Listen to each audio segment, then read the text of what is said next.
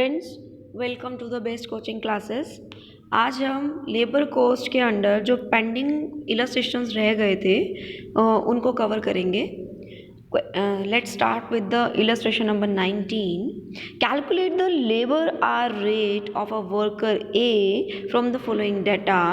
Basic pay given है, dearness allowance given है, fringe benefits given है, number of working days जो उनके ईयर में है वो है 300, 30 days full pay and 20 days half pay leave in a year is availed and allowed. Means 30 days full pay तो अवेल हैं, ठीक है, उन्होंने ले ली हैं और अवेल हैं उन्हें, एंड 20 डेज जो है एक्स्ट्रा अलाउ की गई हैं। एज्यूम 8 आवर्ली डे, मतलब एक दिन में 8 घंटे की ड्यूटी एक बार एज्यूम की जा रही है, ठीक है। सो सेकेंड पार्ट इसमें पूछा हुआ है what would be the effect on hourly rate if only 30 days full pay leave is allowed.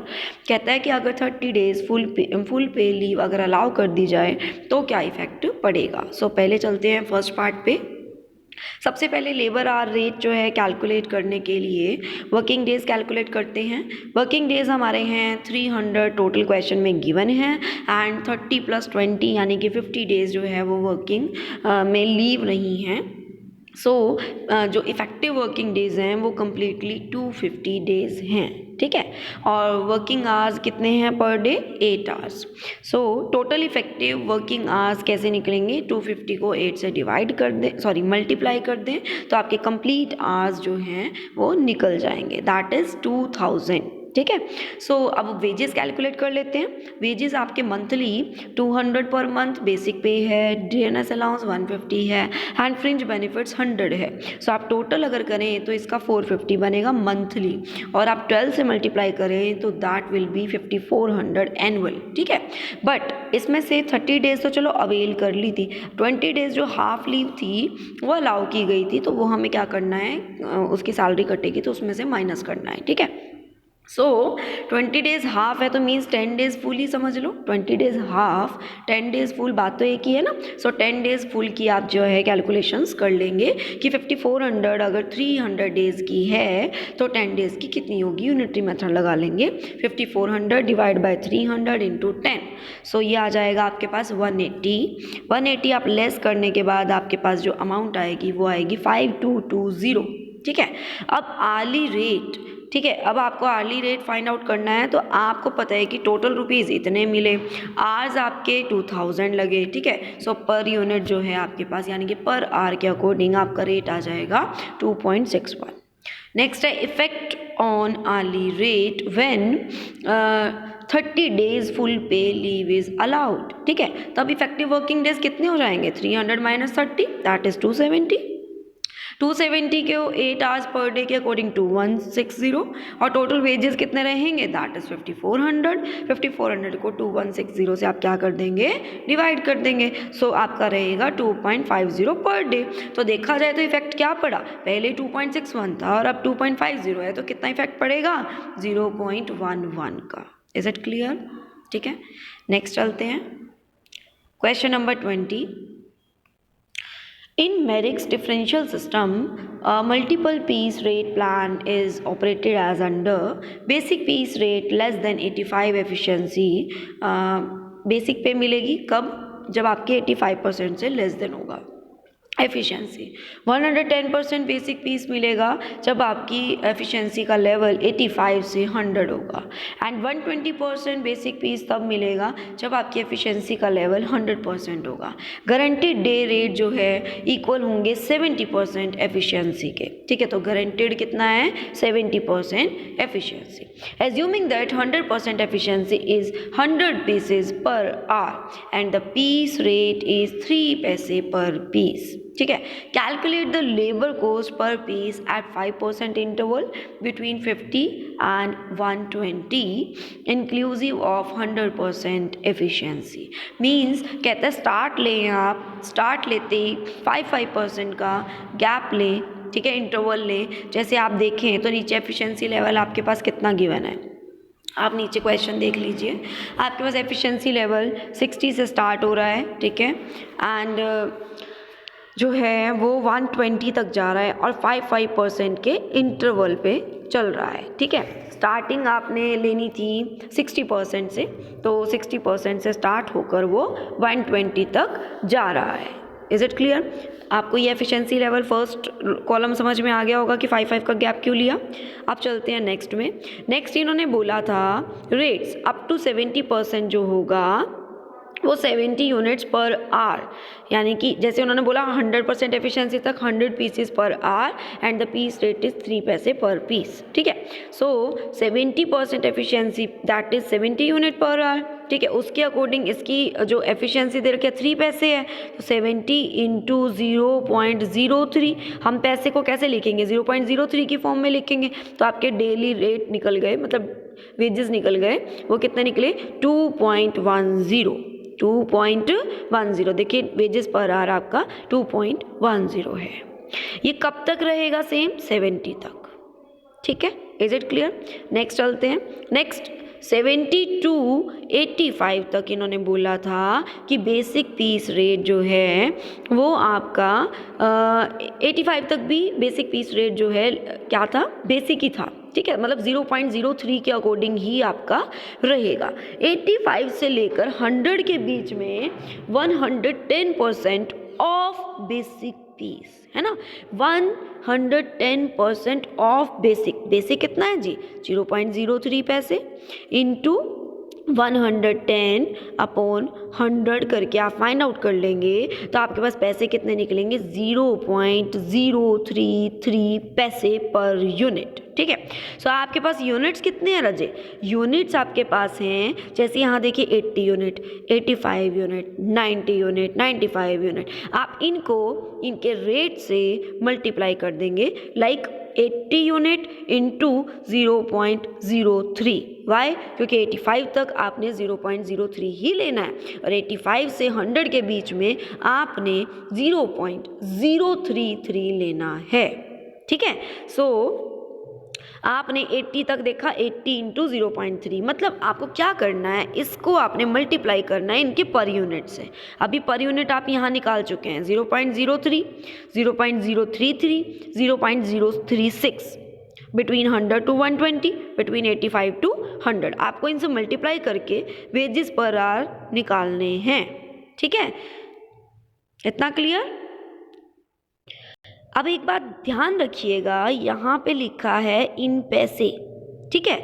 तो आप ये मत सोचिएगा कि 3.0 या 3.33 ये आपके रुपीज़ हैं, ये रुपीज़ नहीं है, ऊपर ही लिख दिया उसने पैसे हैं, तो उसने अगर ऐसे 3 लिखा तो मतलब 3 पैसे है ना, तो वो रुपीज़ नहीं है। ये मिसअंडरस्टैंडिंग हो सकती है आपको, सो मैं आपको क्लियर कर रही हूँ कि ये पैसे हैं, ठीक है। अब आपने लेबर कॉस्ट पर पीस कैसे निकालना है, फॉर्मूला लगा के wages per hour divide by piece produced, आपके पास ये कॉलम भी आ जाएगा। आई होप ये क्वेश्चन क्लियर हो गया। नेक्स्ट चलते हैं क्वेश्चन नंबर 21।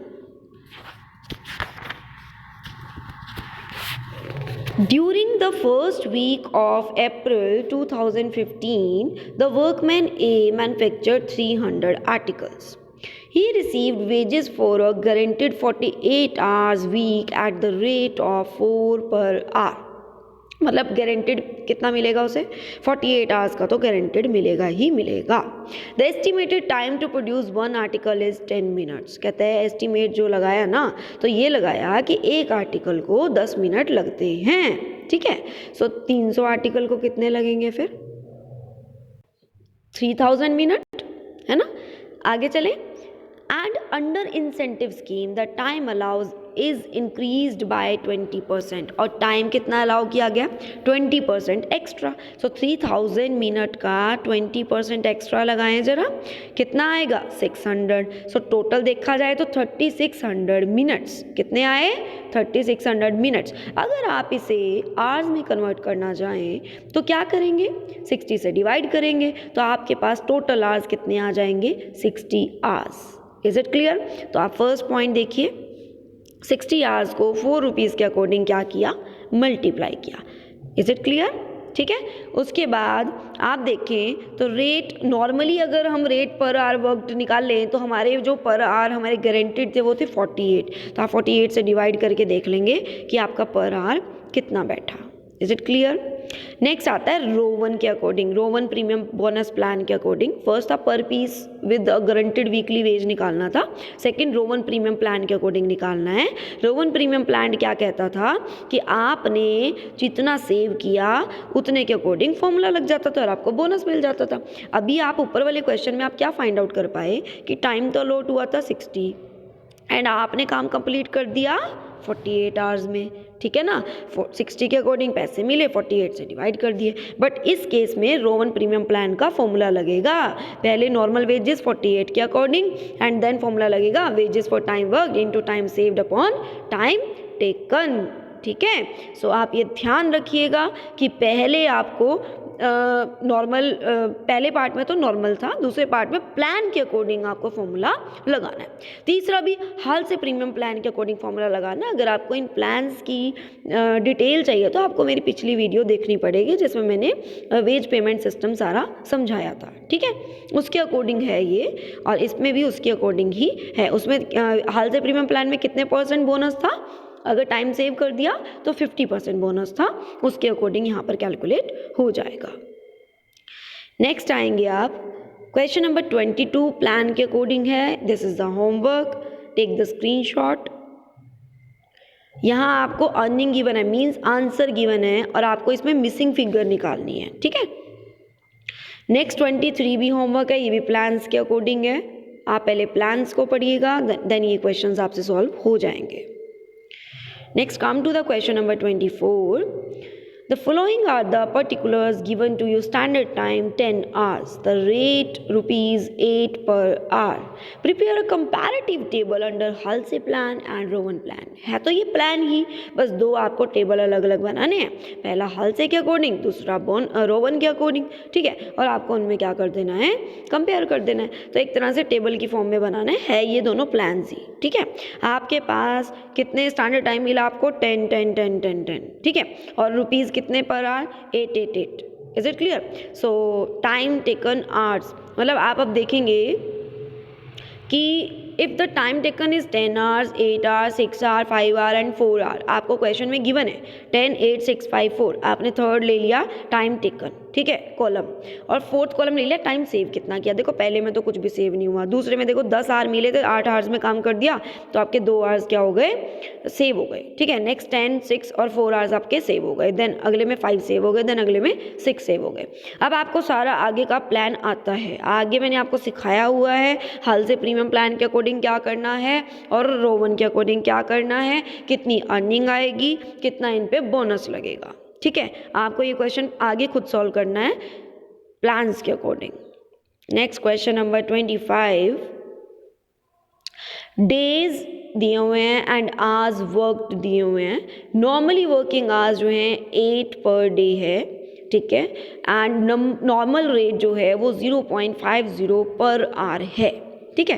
कहता है overtime rates up to 9 तो सिंगल रेट ही रहेगा, मतलब 0.50 ही रहेगा। बट अगर आपने 9% से ऊपर कर दिया तो डबल हो जाएगा अप टू 48 आवर्स तक, ठीक है, एंड ओवर 48 डबल लगेगा।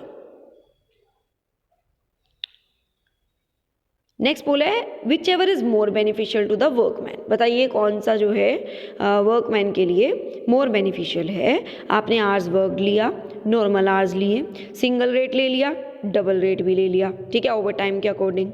आपने देखा आवर्स वर्कड जो हैं आपके पास क्वेश्चन में गिवन है 8 10 9 11 9 4, ठीक है, एंड देन नॉर्मल आवर्स आपके 8 थे। अब आप देखें कि आपने सेव कितना किया, आपने मतलब ओवर टाइम कितना किया, सॉरी ओवर टाइम कितना किया, ठीक है। तो आप देखें तो फर्स्ट केस में तो कुछ भी नहीं है।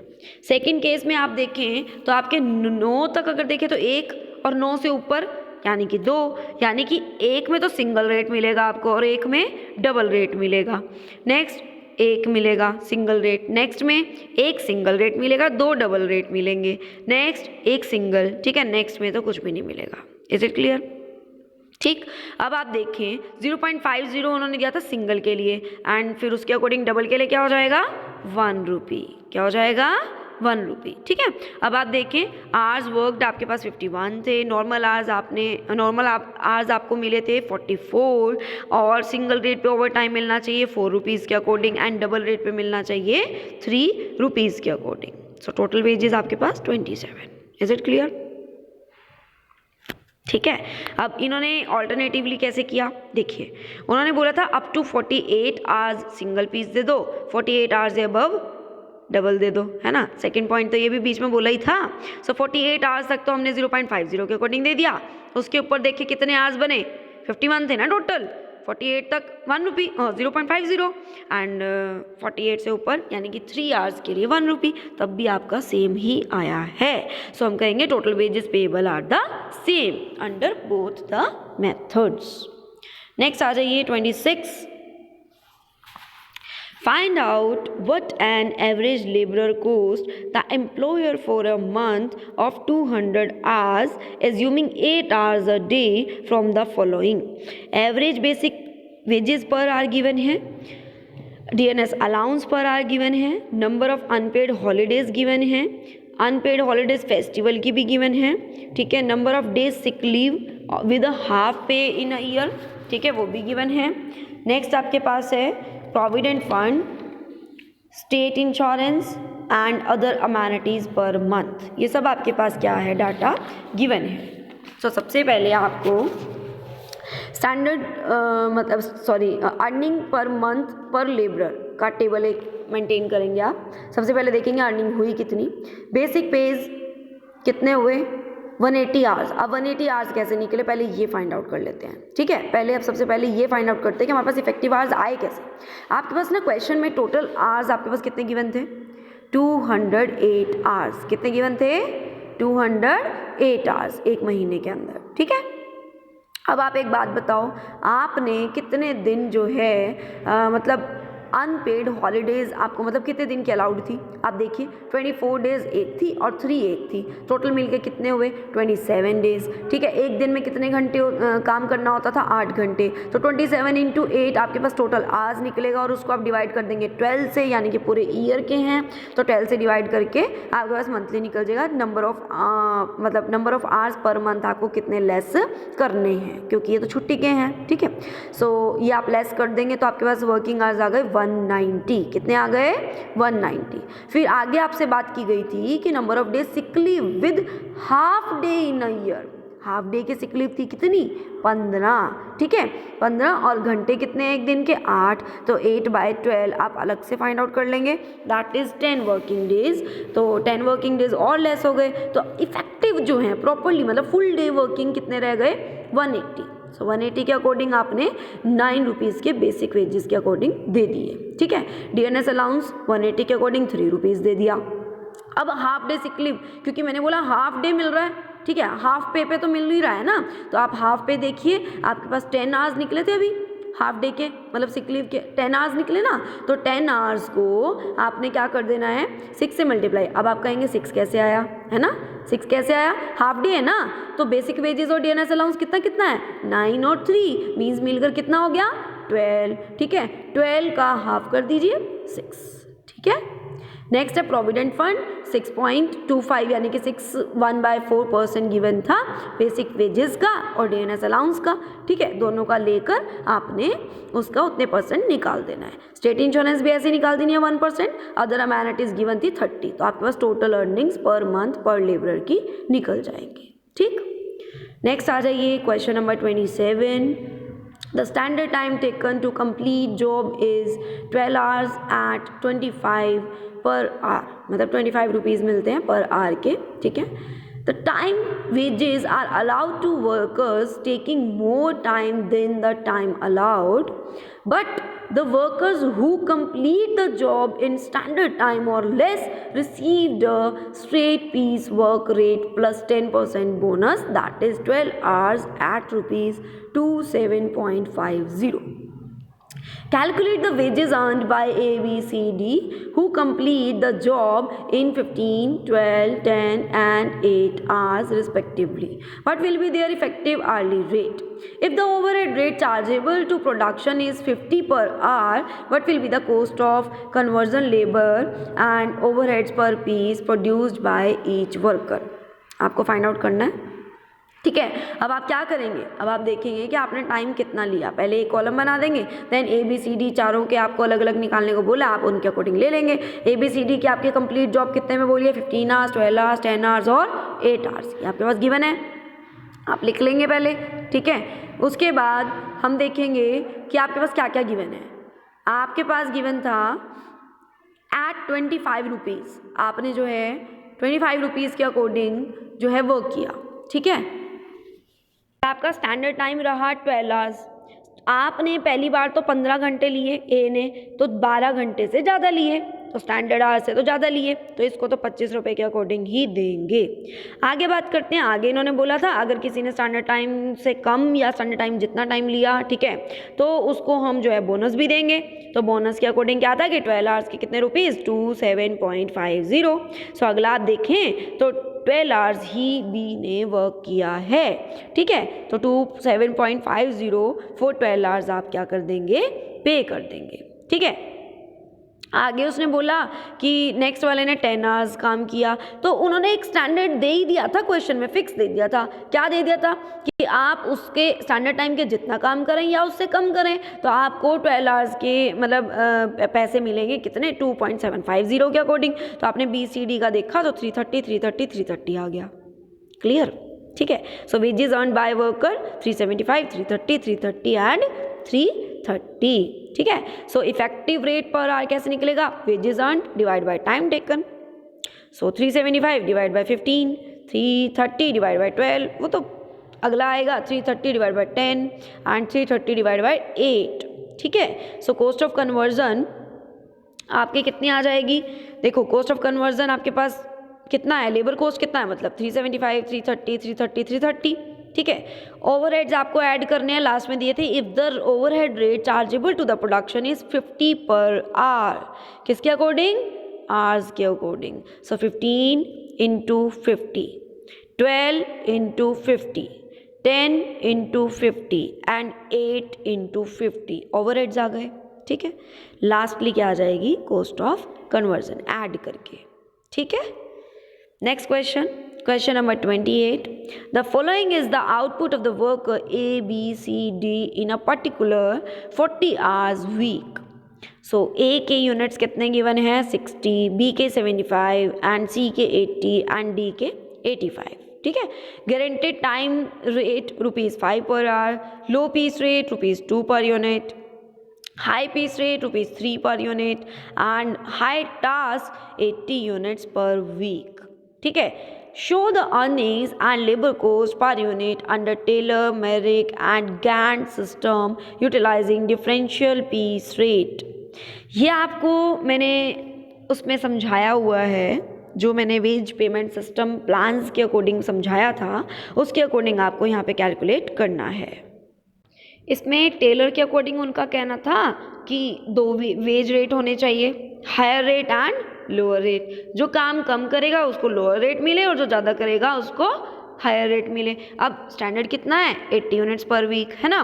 तो आप देखें तो ए ने 60 किया, बी ने 75 किया, तो इन्होंने तो कम किया, तो इनको लोअर पीस रेट मिलेगा अकॉर्डिंग टू 2 रुपीज़, ठीक है। एंड सी ने पूरा किया, 100% वर्क किया एंड डी ने उससे ज़्यादा किया, तो सी और डी को मिलेगा अकॉर्डिंग टू 3 रुपीज़, यानी कि हायर पीस रेट, ठीक है। तो ये टेलर के अकॉर्डिंग था। नेक्स्ट आता है मैरिक के अकॉर्डिंग।